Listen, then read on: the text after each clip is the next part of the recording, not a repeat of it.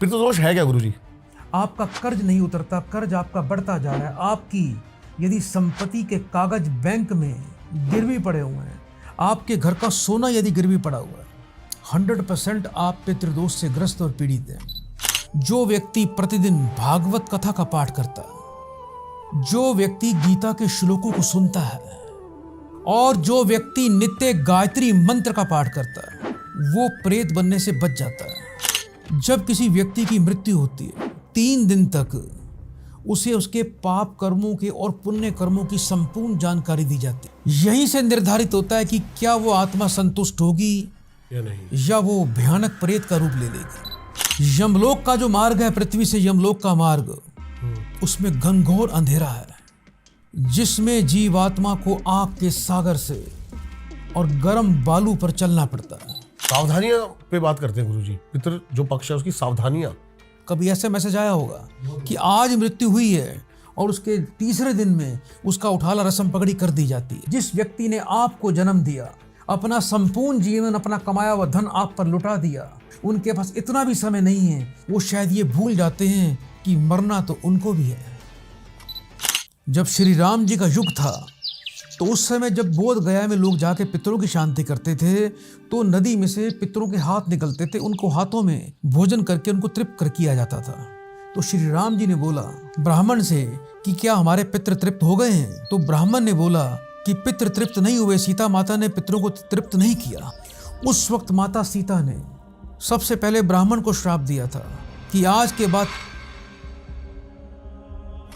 जिनकी हॉस्पिटलों में मृत्यु हुई है उनके लिए नारायण बलि करनी चाहिए। नारायण बलि का एक श्राद्ध होता है, ये मृत्यु के 11वें दिन किया जाता है, श्राद्ध होता है। एक चीज का और ध्यान रखें कि जिस व्यक्ति का जिस तिथि को मृत्यु हो, उतने ब्राह्मणों को भोजन अवश्य करवाएं। तो क्या पितरों की जो फोटो है वो घर पे लगा सकते हैं? दक्षिण की वॉल पर आपको अपने पितरों की फोटो लगानी चाहिए, चित्र लगाना चाहिए, लेकिन ध्यान रखना पितरों का और छाया का कोई रंग नहीं होता। अच्छा। तो पितरों की जो फोटो लगाएं वो आपको ब्लैक एंड व्हाइट लगानी है, ना कि कलर्ड फोटो लगानी है। रुष्ट पितरों को कैसे मनाएं? रुष्ट पितरों को आपको हनुमान चालीसा का पाठ करना। अच्छा। जब आप सूर्य देवता को जल दें, एकादशी को, 14 को और अमावस्या को। तो स्वागत है गाइस एक और बेहतरीन और मजेदार पॉडकास्ट। आपकी भारी डिमांड पर दोबारा हमने बुला लिया डॉक्टर राजेंद्र कृष्णन जी को। गुरुजी कैसे हैं आप? बहुत बढ़िया, दर्शकों का बहुत प्रेम मिल रहा है, उसके लिए मैं आप सबका भर भर के कमेंट आते हैं हमारे पास कि इनको कम से कम नहीं तो हर 15-20 दिन के अंदर इनका एक पॉडकास्ट डाल दिया करो। मैं सेवा के लिए हाजिर हूँ, आप रोज बुलाओगे मैं रोज आ जाऊंगा। आज का टॉपिक जो है गाइस बहुत ज्यादा इंटरेस्टिंग होने वाला है।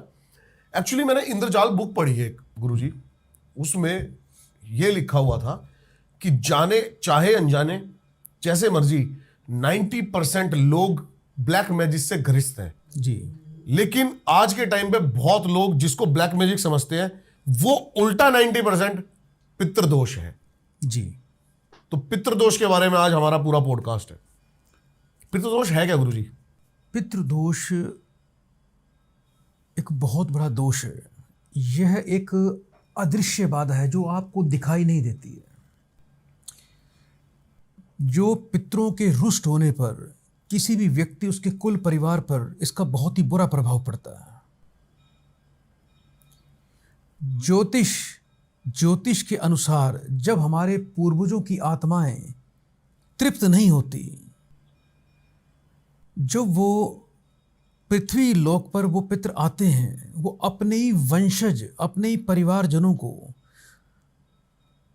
बहुत ज्यादा प्रताड़ित करते हैं, उन्हें प्रभावित करते हैं। और पितृ जब पीड़ित हो जाते हैं तो इसी को पितृदोष कहा गया है। और जब पितृदोष होता है तो ये उस कुल परिवार को भिन्न भिन्न प्रकारों से प्रताड़ित करते हैं। तरह तरह की बाधाएं ये उत्पन्न करते हैं हमारे जीवन में। पितृदोष एक ऐसा दोष है, यदि आप बहुत अच्छा व्यापार कर रहे हैं, आपका व्यापार बिल्कुल ठप हो जाए, आपका व्यापार चल नहीं रहा है, आप बार बार प्रयास कर रहे हैं, आपने एक व्यापार किया, आपका व्यापार नहीं चला, कुछ दिन चला, फिर एकदम बैठ गया, ठप हो गया, आपने फिर दोबारा व्यापार किया, फिर तीसरा व्यापार किया। ऐसे बहुत से लोग हैं जो बार बार व्यापार बदलते हैं, पर उनको जीवन में कभी भी स्थायित्व नहीं मिलता। इसी प्रकार नौकरी, यदि एक व्यक्ति नौकरी करता है, उसके जीवन में बिल्कुल स्थिरता नहीं आ रही है। 2-4 महीने नौकरी की, या तो मालिक ने निकाल दिया, या कुछ ऐसी हमने गलती कर दी कि हमें नौकरी से हाथ धोना पड़ जाता है। हम बहुत प्रयास करते हैं, हम अपना 100% देते हैं, हम अपनी 100% मेहनत करते हैं, ईमानदारी से काम करते हैं, उसके बावजूद हमें सफलता नहीं मिलती। व्यापार में बार बार घाटा हो रहा है। आपने यदि जीवन में कर्ज ले लिया, आपका कर्ज नहीं उतरता, कर्ज आपका बढ़ता जा रहा है। आपकी यदि संपत्ति के कागज बैंक में गिरवी पड़े हुए हैं, आपके घर का सोना यदि गिरवी पड़ा हुआ है, 100% आप पितृदोष से ग्रस्त और पीड़ित हैं। आपका कर्जा नहीं उतर रहा है, आप महीने में लाखों रुपया कमा रहे हैं और लाखों रुपए ही आपका ब्याज पर निकलता जा रहा है। बैंक का इंटरेस्ट कितना होता है? 1%, 1.25%। सही बात है। लेकिन यदि आप 4%, 5%, 10% ब्याज दे रहे हैं, तो इन पितरों ने आपकी बुद्धि को भ्रष्ट कर दिया है। ये पितर ही व्यक्ति की बुद्धि पर सवार होकर गलत निर्णय लेने के लिए मजबूर कर देते हैं। व्यक्ति के हाथों से ऐसा कार्य करवा देते हैं कि व्यक्ति अपने मक्कड़ जाल में, अपने माया जाल में खुद ही फंस जाता है। अच्छा। उसे ये पता ही नहीं लगता। जो व्यक्ति धर्म विरोधी बन जाए, जो व्यक्ति धर्म का तिरस्कार करे, जो व्यक्ति गुरुओं का अपमान करे, जो देवी देवताओं का तिरस्कार करे, जो व्यक्ति कहीं कोई धर्म कार्य चल रहा हो, कहीं जागरण हो रहा है, कहीं कोई चौकी लग रही है, कहीं कोई पूजा पाठ चल रहा है, यदि वो व्यक्ति उन्हें पाखंडी कह रहा है, उन्हें अपमानित कर रहा है, उन्हें नीचा दिखाने का प्रयास कर रहा है, या उसमें दोष निकालने का प्रयास कर रहा है, तो निश्चित रूप से उसकी बुद्धि पर पितृ और प्रेत वास कर रहे हैं। ऐसे घरों के अंदर चारों तरफ से विपत्ति ही विपत्ति होती है, ग्रह क्लेश, ये सब पूरी तरह से। अब आप ये मान लीजिए, एक पति पत्नी है या एक परिवार है, बच्चे हैं, किसी का बर्थडे आ गया, किसी का जन्मदिन घर पे आ गया, आप लोग महीनों से तैयारी कर रहे हैं कि हमने बच्चे का बर्थडे सेलिब्रेशन करना है, या हमारे घर में कोई जागरण है, या हमने कोई मैरिज एनिवर्सरी की पार्टी करनी है, या किसी बच्चे की विवाह की तैयारी करनी है, कोई एंगेजमेंट का फंक्शन आ गया है। आप कई दिनों से, महीनों से तैयारी कर रहे हैं, लेकिन जैसे ही वो घड़ी नज़दीक आएगी, घर में कोहराम का मच जाना, घर में भयानक कला कलेश की उत्पत्ति हो जानी, अच्छा, आपस में एक दूसरे के प्रति कमियां निकालना, एक दूसरे को नीचा दिखाना। कोई दिवाली आ गई, दशहरा आ गया, नवरात्रि आ गई, कोई त्योहार आ गया, रक्षाबंधन आ गया, लेकिन उस दिन कलेश जिनके घर में होता है, उस घर में पितृ प्रेत बाधा, ये समझ लीजिए आप सभी लोग। पितृ और प्रेत बाधा एक ही है गुरुजी? नहीं, कैटेगरी एक ही कह सकते हैं। जो अभी नए नए जिन्होंने मृत्यु को प्राप्त किया है वो प्रेत हैं, जो प्राचीन हो चुके हैं वो पितृ हैं। ओके, ये ध्यान रखिएगा। पूर्वज जिनकी अभी अभी मृत्यु हुई है, 1 सप्ताह पहले, 2 सप्ताह पहले, 1 महीना पहले, 2 महीना पहले, वो अभी प्रेत अवस्था में हैं। कभी कभी ऐसे पितृ भी हैं जो जीवित दुनिया में हमें दिखने शुरू हो जाते हैं। आपने कभी नोट किया होगा, सुना भी होगा कि मुझे पितृ दिखाई दिया, मुझे स्वप्न में पितृ के दर्शन हुए। सपने में भी दिखते हैं और कई बार साक्षात भी दिखते हैं महिलाओं को। अच्छा। पितृ और प्रेत, पितृ और प्रेत के जो स्वामी हैं वो यमदेव हैं। दोनों के स्वामी एक ही हैं। जो बहुत पहले अपना शरीर छोड़ चुके हैं वो हमारे पितृ हैं। जिन्होंने अभी अभी शरीर छोड़ा है वो प्रेत की योनि में है। भूत प्रेत लोक कथाओं में ये अलौकिक प्राणी हैं जो किसी मृतक आत्मा से इनकी उत्पत्ति होती है।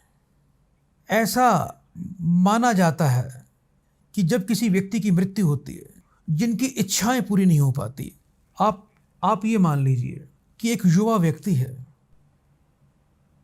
पढ़ लिख गया, अच्छी पद प्रतिष्ठा प्राप्त कर ली, अच्छा पद प्राप्त कर लिया, बहुत उसने जो है अपने सपने संजोए हैं कि मुझे एक सुंदर सी पत्नी मिलेगी, मेरा घर बसेगा, मेरे बच्चे होंगे, मेरा परिवार बनेगा। शादी नज़दीक आ गई, रिश्ता पक्का हो चुका है, शादी की डेट अभी आने वाली है, 2-4 दिन, 1 सप्ताह रह गया है, खरीदारी हो रही है, गहने बन रहे हैं, बैंड बाजे बुक हो रहे हैं, पूरी तैयारी चल रही है, कार्ड बांटे जा रहे हैं, खुशियां मनाई जा रही हैं। ऐसी अवस्था में यदि कोई व्यक्ति किसी दुर्घटना में मृत्यु को प्राप्त हो जाए तो ये बहुत ही भयानक दोष है ये भी पितृदोष। इससे उस परिवार, उस व्यक्ति को बड़ा भारी पितृदोष लगेगा और वो व्यक्ति ये स्वीकार ही नहीं करेगा कि मेरी मृत्यु हो चुकी है। अच्छा। उसकी जीव आत्मा ये स्वीकार ही नहीं करेगी कि मेरी मृत्यु हो चुकी है। और जब वो स्वीकार, उसे पता लग गया कि मेरी मृत्यु हो चुकी है, हाँ जी, उत्पाती बन जाएगा। अच्छा। भयानक रूप ले लेगा। ये प्रेत राक्षस से कम नहीं होते। यही ऐसे कुछ प्रेत ब्रह्म राक्षस का रूप धारण कर लेते हैं। अच्छा। और इनकी शक्ति वर्ष दर वर्ष बढ़ती चली जाती है। बहुत ही भयानक होता है ये। ऐसी कोई महिला है, बड़े धूमधाम से उसका विवाह हुआ, गर्भवती हुई, संतान होने वाली है, बड़े सपने सुजोए हैं कि मेरे घर में पुत्र आएगा, और प्रसव प्रक्रिया में यदि उसकी मौत हो जाए तो ऐसी महिलाएं पितृ से भी एक भयंकर कैटेगरी है, पिशाचनी बन जाती है, डायन बन जाती है। ये पितृ से भी एक गंदी एक कैटेगरी है। और ऐसी महिलाएं बड़ा भयानक रूप ले लेती हैं और किसी पर भी हमला कर देती हैं, वार कर देती हैं। पितृदोष और प्रेत दोनों में बहुत फर्क है। हर व्यक्ति की इच्छाओं का उसके जीवन में पूर्ण होना बहुत ही आवश्यक है।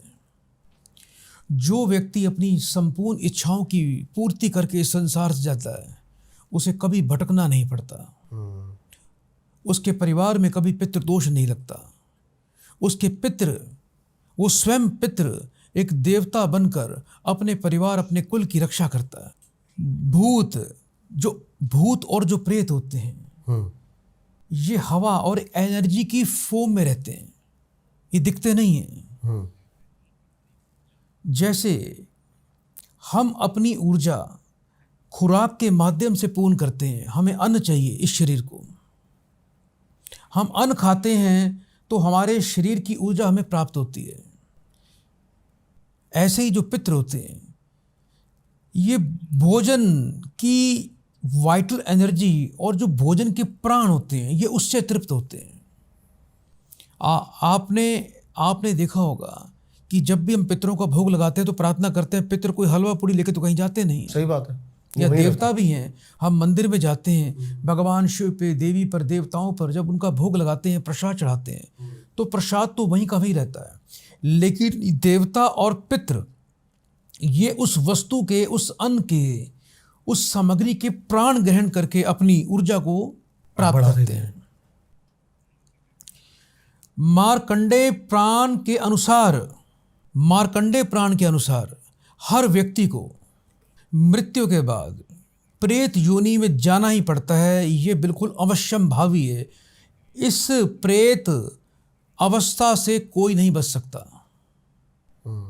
13 दिन की क्रिया और ये प्रक्रिया हम जो करते हैं, ये हर 13 दिन की हर प्रक्रिया जो की जाती है, संपूर्ण प्रक्रिया जो संस्कार किए जाते हैं, 13 दिन के बाद उस आत्मा को अंगूष्ठ के बराबर, जितना बड़ा अंगूठा देख रहे हैं आप, ये इतना बड़ा एक शरीर प्राप्त होता है। बस हिंदू वेद पुराणों के अनुसार जो व्यक्ति गंगा जल से नित्य दिन स्नान करता है, उस व्यक्ति को मृत्यु के बाद इस प्रेत अवस्था में नहीं रहना पड़ता, वो डायरेक्ट पितृलोक में चला जाता है। जो व्यक्ति प्रतिदिन भागवत कथा का पाठ करता है, जो व्यक्ति गीता के श्लोकों को सुनता है, जो व्यक्ति सूर्य उदय काल में उठता है, उससे पहले उठता है, सूर्य की पूजा करता है, सूर्य को जल प्रदान करता है, और सूर्य उदय काल में जो व्यक्ति नियमित रूप से देव पूजन करता है, और जो व्यक्ति नित्य गायत्री मंत्र का पाठ करता है, वो प्रेत बनने से बच जाता है। मृत्यु के बाद पितरों को 1 से 100 वर्ष की आयु तक पुनर्जन्म का इंतजार करना पड़ सकता है। यानी जो अवधि है वो मिनिमम 1 वर्ष से लेके 100 वर्ष तक की कम से कम हो सकती है। यानी जब भी किसी व्यक्ति की मृत्यु होती है तो 1 वर्ष से पहले उसका जन्म संभव नहीं होता। लेकिन जो बहुत पुण्य आत्माएं होती हैं उन्हीं का 1 वर्ष में के बाद जन्म होता है। उन्हें किसी मनुष्य की योनि प्राप्त होती है। और जो पाप कर्मी होते हैं उनके लिए बड़ी कठोर यात्रा है पितृलोक की। पितृलोक की यात्रा के कुछ अनुभव भी हैं। जब किसी व्यक्ति की मृत्यु होती है तो मृत्यु होते ही यम के दूत उसको अपने साथ लेके जाते हैं। 3 दिन तक उसे उसके पाप कर्मों के और पुण्य कर्मों की संपूर्ण जानकारी दी जाती है। बता गया पीठ पाठ के? सिर्फ अभी बताया जाता है। अच्छा। सिर्फ बताया जाता है, लेकिन वो बताना भी इतना भयानक होता है। उस जीवात्मा को कंपन रहती है, भय रहता है, बड़ा भयानक स्वरूप होता है। यम के दूत बड़े भयानक होते हैं। लंबे लंबे सीन, भयानक। अच्छा। पापियों की गर्दन पकड़कर खींच कर लेके जाते हैं और पुण्य आत्माओं को बड़े आदर से लेके साथ ले जाया जाता है। और 3 दिन के बाद उस मृत आत्मा को वापस उसी घर में छोड़ दिया जाता है। 13 दिन तक वो जीवात्मा, वो मृत आत्मा अपने परिवार में भ्रमण करती है। देखती है क्या हो रहा है। वो देखती है कि उसके परिजन उनका अंतिम संस्कार प्रक्रिया किस प्रकार से कर रहे हैं। ओके। यहीं से निर्धारित होता है कि क्या वो आत्मा संतुष्ट होगी या नहीं, या वो भयानक प्रेत का रूप ले लेगी। जिन परिवारों में 13 दिन तक विधि विधान से संस्कार होते हैं, पितरों के प्रति पाठ होते हैं, नित्य उनके लिए भोजन किया जाता है, पिंडदान किए जाते हैं, वो आत्मा संतुष्ट होती है। इसी पूजा पाठ और अंतिम संस्कार और अंतिम प्रक्रिया पिंडदान के चलते उस आत्मा को संतुष्टि की प्राप्ति होती है, तृप्ति की प्राप्ति होती है, और उसको अंगुष्ठ के बराबर एक शरीर उसको प्राप्त होता है। ये शरीर इसलिए प्राप्त होता है कि उसे अपने कर्मों को भोगने के लिए। अच्छा। क्योंकि बिना शरीर के कर्म भोगना बहुत मुश्किल है। तो परमात्मा हर व्यक्ति को 13वें दिन अंगुष्ठ के बराबर एक शरीर प्रदान करता है, और उससे ही उसको सुख दुख और अपने पाप और पुण्य कर्मों को भोगना पड़ता है। यमलोक का जो मार्ग है, पृथ्वी से यमलोक का मार्ग, उसमें घनघोर अंधेरा है, जिसमें जीवात्मा को आग के सागर से और गर्म बालू पर चलना पड़ता है, और व्यक्ति चीखता है। यम के दूत उसको भोजन पानी बिल्कुल भी नहीं देते।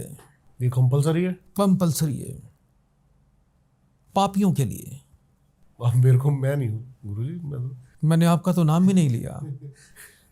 मैंने आपका नाम नहीं लिया।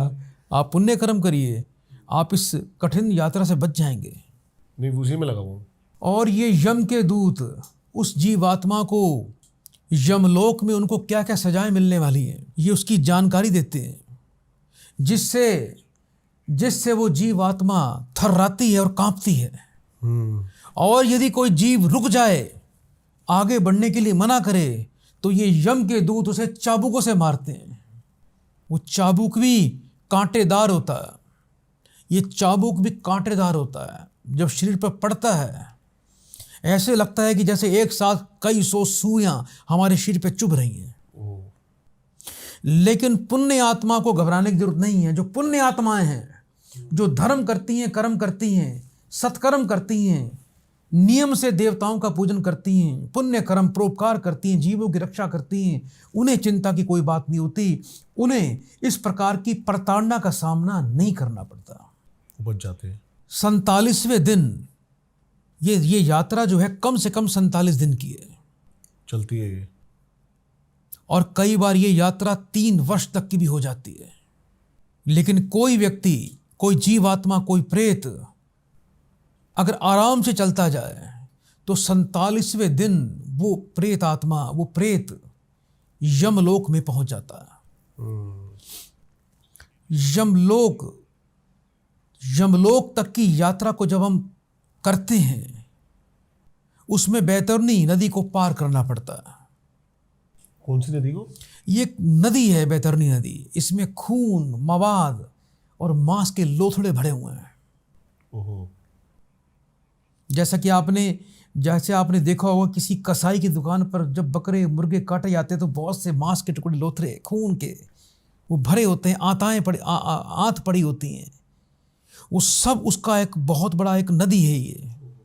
उसमें से चलकर उस जीवात्मा को उस नदी को पार करना पड़ता है। ये बहुत लंबी कथा है। इस पॉडकास्ट में इसका विस्तार पूर्वक बताना अभी समय नहीं है मेरे पास। बहुत लंबा इसका चर्चा की जा सकती है। इस पर मैं एक स्पेशल पॉडकास्ट करूंगा आकर। ठीक है। सावधानियां पे बात करते हैं गुरुजी। पितृ जो पक्ष है उसकी सावधानियां, उसकी भी जानकारी दे। जो अच्छे लोग हैं, जो पुण्य लोग हैं, उन्हें यम के दूत पितृलोक भेज देते हैं, और जो पापी आत्माएं होती हैं, जिन्होंने बुरे कर्म कर रखे होते हैं, उन्हें नरक लोक में भेज दिया जाता है। जब व्यक्ति पितृ बनता है तो जो प्रेत की अवस्था होती है, जो प्रेत का शरीर होता है अंगुष्ठ मात्र का, वो ऑटोमेटिक अपने आप नष्ट हो जाता है, और वो जीवात्मा पितृ के रूप में स्थापित हो जाती है। उसे ही हम पितृ कहते हैं। आई थिंक सो सबको समझ में आ गया होगा। बिल्कुल। अब अपना सवाल करिए आगे। सावधानियां क्या है कि कैसे बचा जा सके? पहले तो मैं आपको पितृदोष के कारण बताऊंगा। कारण कि बताइए। पितृदोष के कारण क्या होते हैं। ठीक है जी। कि हमें ये पितृदोष लगता क्यों है।